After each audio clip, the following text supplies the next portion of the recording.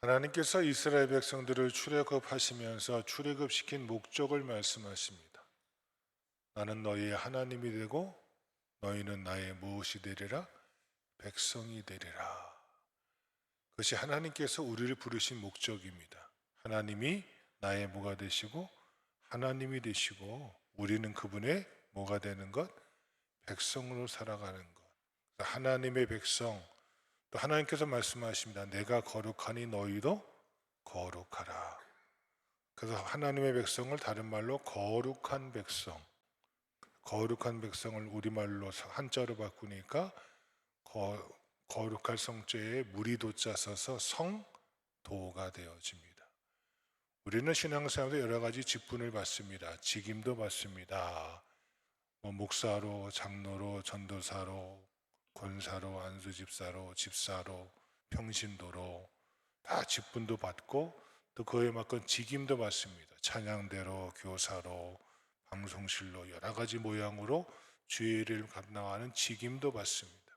그런데 주님 앞에 서는 그날은요, 직분도 직임도 다 사라져요. 그건 당연히 해야 할 일이기 때문에. 우리는 주 앞에 서는 것을 모르습니다. 성도로 쓰게 되어집니다. 하나님의 백성, 성도가 되어진다는 것은요, 주인이 바뀌는 거예요. 하나님을 모를 때는 내 마음대로 살았어요. 내가 좋을 대로 살았어요. 내 감정과 내가 보기에 좋은 대로 자기 소견이 옳은 대로 살아갔다니까요. 그게 하나님 없는 사람들의 특징이에요. 세상 것은 가지고 가져도 만족을 주지 못합니다. 그런데 거룩한 백성은 이제 달라져야 됩니다. 왜? 주인이 바뀌었거든요. 하나님 모를 때는 내가 주인이었는데 내가 하나님을 나의 주인으로 모시고 살면 그 주인이 나를 축복하시고 책임져 주십니다. 할렐루야. 이게 성도입니다. 그래서 살아가는 이유도 바뀌고 살아가는 목적도 바뀌고 살아가는 방법도 바뀌는 겁니다. 이게 바뀌지 않으면 그냥 어린아이 신앙이에요. 어린아이 신앙 아내가 예수 믿고 구원받고 천당 가고 축복받고 이걸로 끝. 그렇게 신앙생활하는 사람 많다니까요. 그건 무슨 신앙이라고요? 어린아이 신앙이라는 거, 어린아이처럼. 그저 받을 줄만 알고 축복받을 줄만 알고 누릴 줄만 알지.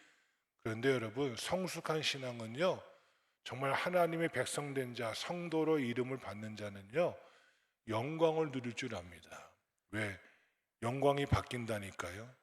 세상 사람들이 가지는 그 부귀, 영화, 존귀, 명예, 권력, 자리, 그거에 목매이지 않습니다. 주님의 귀한 일이라면 그 어떤 것이라도 헌신할 줄 압니다. 왜? 그것이 누구의 일이니까. 오늘 본문이 그걸 말씀해 주고 있습니다. 성도가 누리는 영광은 도대체 무엇일까요? 한번 따라 하실까요? 수고하는 성도에게 영광이 있습니다. 다 함께 우리 35절 말씀 시작. 허리에 띠를 띠고 등불을 켜고 서 있으라. 아멘.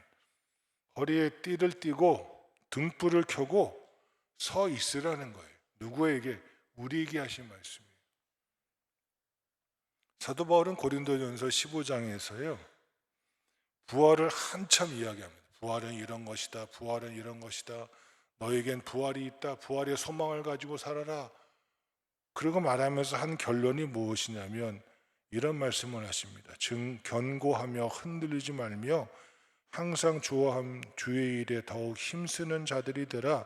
이는 너희 수고가 주 안에서 헛되지 않은 줄을 알미니라. 아멘. 예수님 모를 때는 부활을 믿지 않았어요.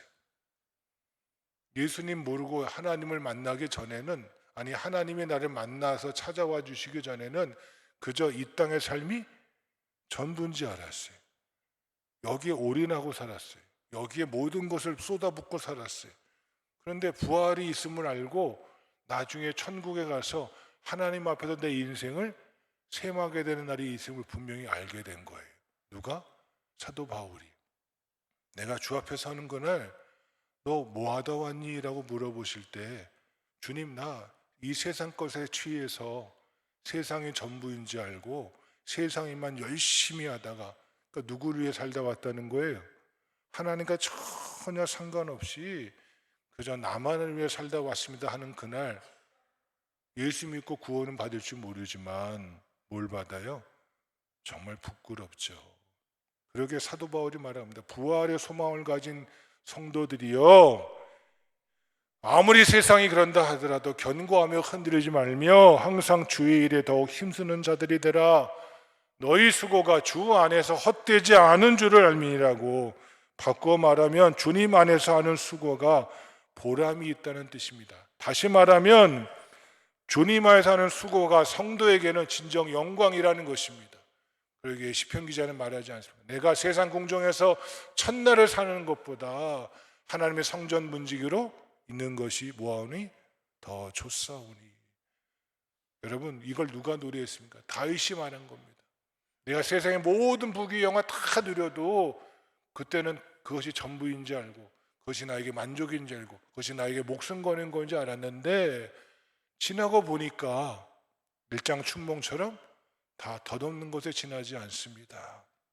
근데 내가 나 같은 자도, 나같이 연약하고 부족한 자도 하나님의 귀한 사역에 쓰임받을 수 있다면 그것이 나에게는 가장 큰 영광인 줄로 믿습니다. 할렐루야.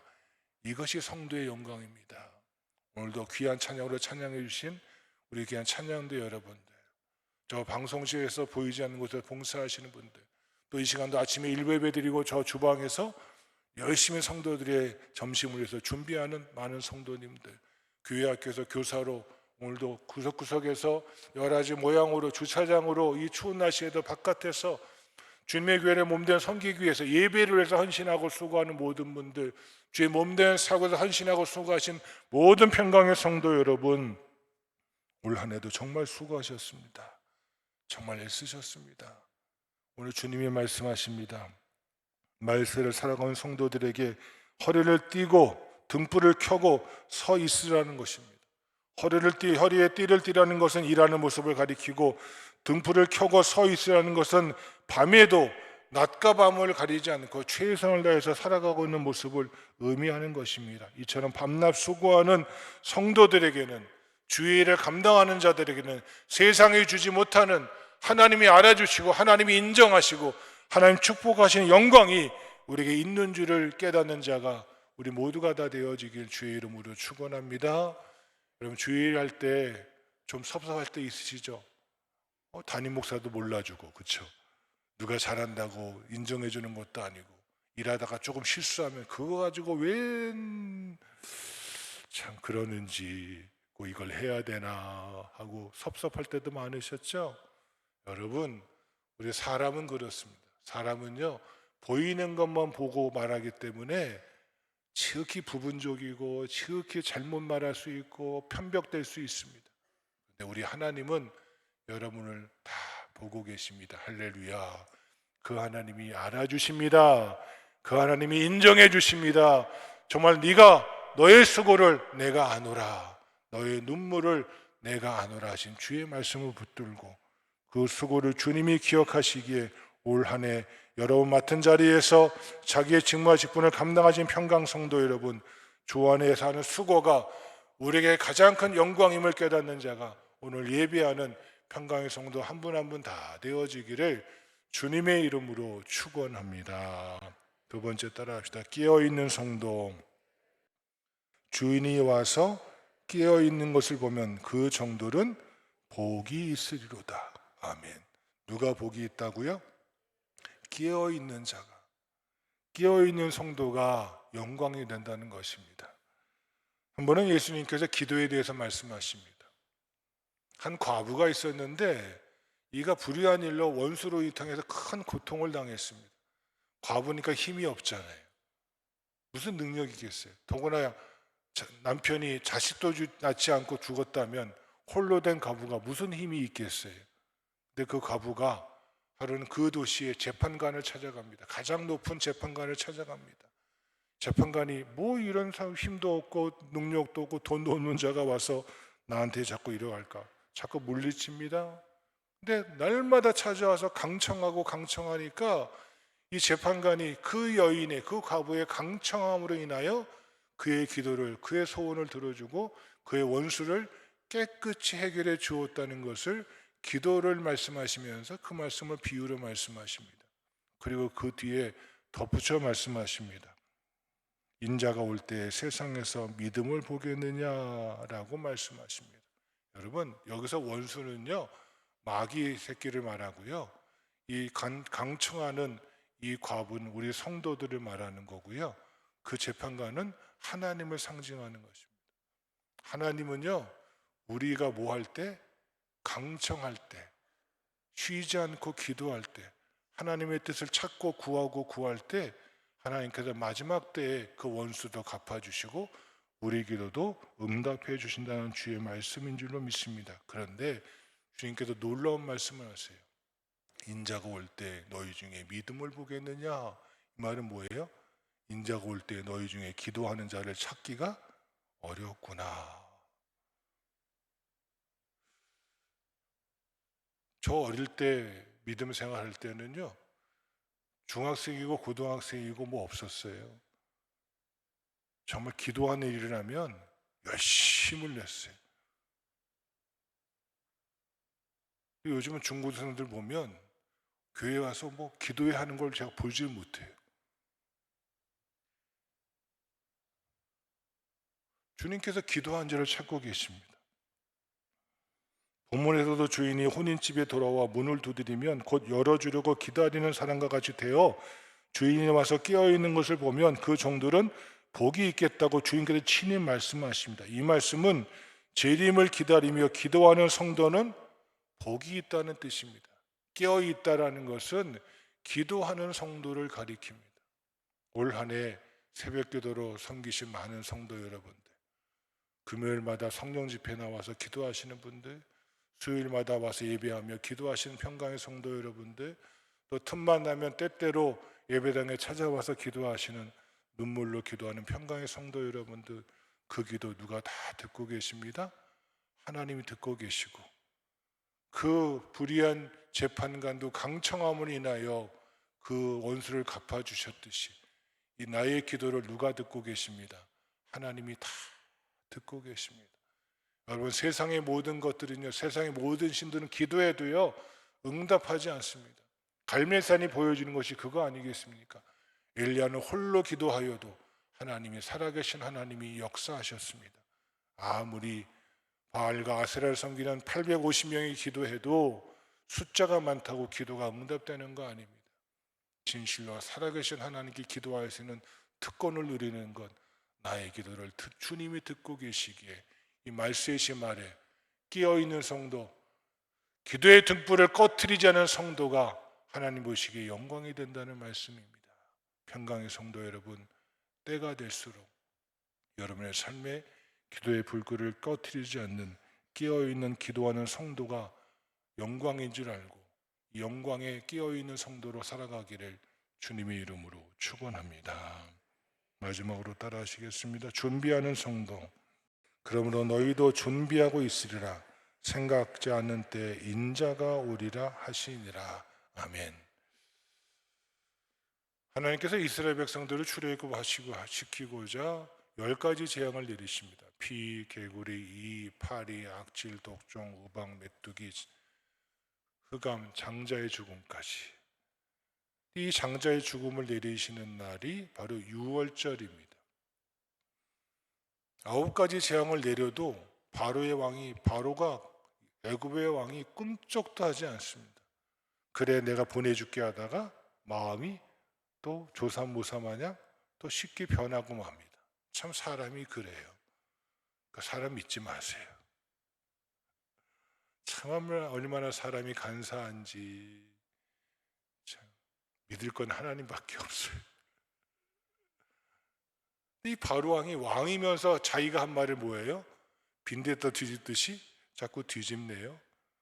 근데 하나님께서 10번째 재앙을 내리시는 날 출애굽기 12장에 가면 이런 말씀이 있어요. 너희가 이 유월절 양을 먹을 때 일어나서 거리에 띠를 띠고 발에 신을 신고 손에 지팡이를 잡고 먹어라. 이 말은 뭐예요? 곧 뭐 할 준비를 하고 먹으라? 애굽을 떠날 준비를 하고 먹으라는 거예요. 근데 여러분, 그거에 대해서 순종해요. 생각해 보세요. 지금까지 9가지 재앙을 내렸는데도 바로가 변하지 않았어요. 근데 뭘 기대하겠어요? 근데 그들이 하나님의 말씀에 순종한다니까요. 그리고 죽음의 천사가 그 다음을 뛰어넘습니다. 어린 양의 보혈이 담긴 피 칠해져 있는 그 집은 뛰어넘어서 유월 해가지고 유월절이 된 거 아닙니까? 그 유월절이 지난 그 다음 날 바로가 이스라엘을 나아가도록 허락할 수밖에 없는 역사가 일어나지 않습니까? 그들이 그 선 상태에서 하나님께서 허락하신 해방의 기쁨을 가지고 출애굽의 역사가 일어나지 않습니까? 왜? 준비하고 있는 자에게 베푸시는 하나님의 은혜였습니다. 우리도 마찬가지입니다. 주님께서 열처전 비유를 통해서 우리에게 시사하는 바가 많습니다. 열처는 신부의 친구들입니다. 성도들을 가리킵니다. 신랑이 오면 신부보다 먼저 나아가 신랑을 맞이해야 합니다. 신랑은 저녁에 오기에 등을 준비해야 합니다. 이러한 처녀들은, 미련한 처녀들은 등은 준비하였으나 뭐는 준비하지 못했습니다. 마땅히 피워야 할 기름은 준비하지 못했습니다. 형식은 갖추었으나 속이 텅 빈 신자를 가리킵니다. 쭉정이를 말합니다. 주님께서 비유로 말씀하신 가라지를 가만히 두어라. 가라지를 건드렸다가 괜히 무엇도 상할까? 알곡도 상할까? 마지막 날에 내가 다 무엇하리라? 심판하리라. 두렵고 떨림으로 이 말씀을 대합니다. 이 쭉정이들은, 이 미련한 시자들은, 이 가라지들은 결국 주님께 버림을 당했습니다. 본문을 보면 도적이 언제 오는지를 알았다면 그 집을 뚫지 못하게 미리 준비하였을 것이라고 하셨습니다. 이처럼 성도들은 주님께서 언제 오시는지 모르기 때문에 언제나 재림을 준비하는 자세를 가지는 것이 성도의 영광입니다. 이 땅에 올인하지 맙시다. 자꾸 땅에다 뭘 심지 맙시다. 그거 가져가지 못하거든요. 하나님의 나라 위에 심으십시다. 개인적인 종말을도 준비하시고요. 여러분, 우리가 오늘 살아있으나 언제 죽을지 모르잖아요. 이 세상이 얼마나 지금 강팍합니까? 네? 지금 아직까지도 저 이스라엘에서는요, 참 생명이 얼마나 위태로운 가운데 있습니까? 우크라이나도 그렇고 러시아도 그렇고 폴란드도 그렇고 어제 뉴스를 대하면서 참 뜻하지 않게 폭격을 맞고 뜻하지 않게 죽어가는 사람들을 봤을 때, 야, 저 생명이 한 생명이 얼마나 귀한데 저렇게 생명을 함부로 대하면 되나. 평강성도 여러분, 개인적 종말도 준비하시고 언제 오실지 모르지만 다시 오실 주님을 고대할 때 우리의 삶의 방향이 달라집니다. 삶의 가치가 달라집니다. 그 준비하는 성도에게는 하늘의 영광이 보장되어 있습니다. 평강성도 여러분, 올 한 해 진정 많이 수고하셨습니다. 깨어있어 기도해 주시니 정말로 감사합니다. 여러분의 삶의 자리가 주님 오심을 다시 준비하며 그 삶의 모습을 살아가기를 결단하는 자, 이 아침에 우리 모두가 다 되어지기를 주님의 이름으로 축원합니다.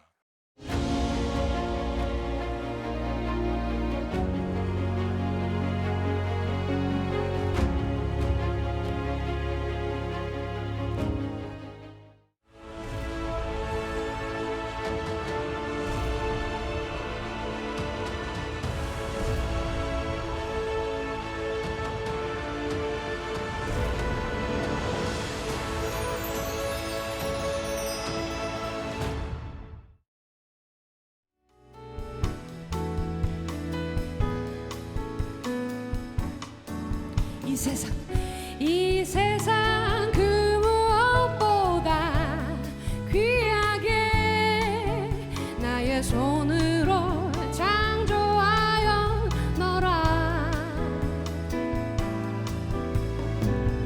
내가 너로 인하여 기뻐하노라.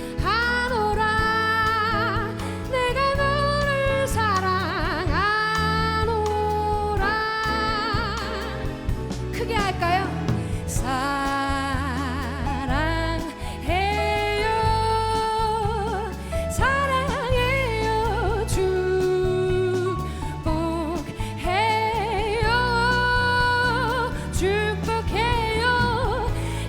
당신의 마음에 우리의